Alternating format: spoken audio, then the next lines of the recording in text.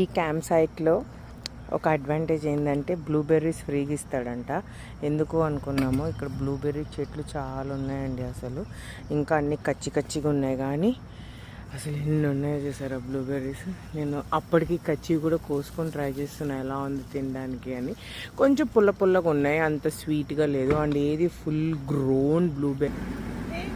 ఎలా ఉన్నారు అందరూ? అయితే చాలా బాగున్నానండి. ఫైనల్లీ నా టర్న్ వచ్చిందనమాట ఆర్మీ ట్రై చేయడానికి. సో ఇది కూడా ట్రై చేసేసానంటే నాకు కోరిక తీరిపోయింది.